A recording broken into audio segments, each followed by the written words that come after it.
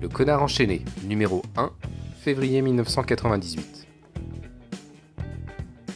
Titanic, les vraies raisons du naufrage.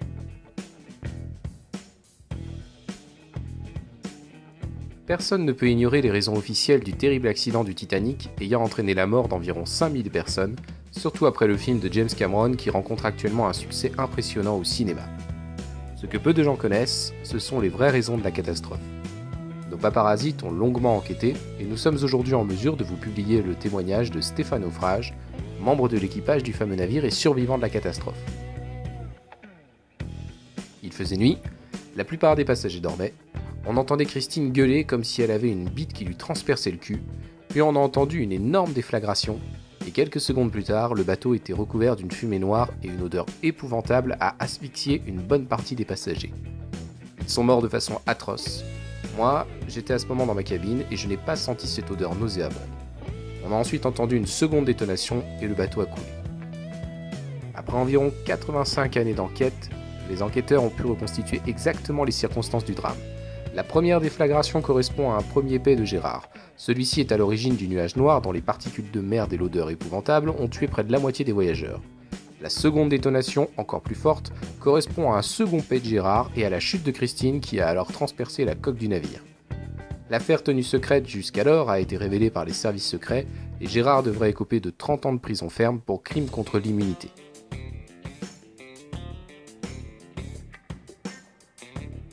Panique au Club Med, Gérard est dans le coin.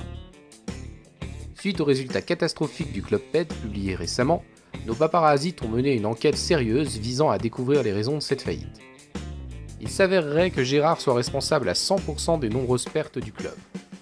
En effet, celui-ci s'est rendu en Martinique en août 97.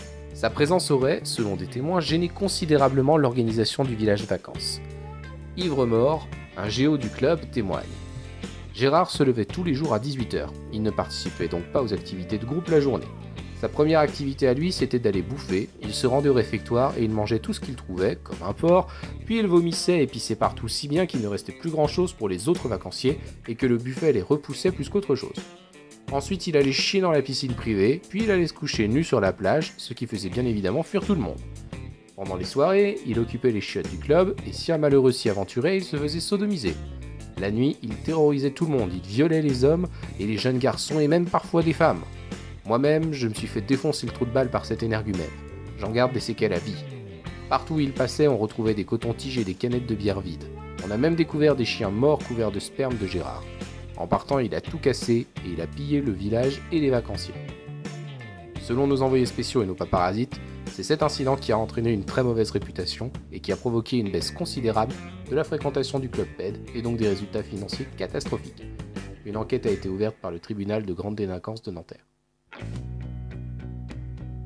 Petites annonces. Éleveur de porcs recherche Gérard pour marier Gertrude Satruy et pour lui faire des enfants. Agriculteur catastrophé à cause de la destruction de ses récoltes par des corbeaux recherche Gérard pour servir d'épouvantail. Gérard, recréant parfaitement l'odeur de la femelle putois, vend ses services comme appât à mâle de la même espèce pour chasseurs désireux d'agrandir rapidement son tableau de chasse. Échange Gérard contre Tamagotchi, c'est aussi chiant à nourrir, mais c'est moins encombrant et ça sent meilleur. Publicité. 3615 Sandy, le premier serveur Minitel consacré intégralement à Gérard et Sandy. 36 francs la minute, interdit aux mineurs.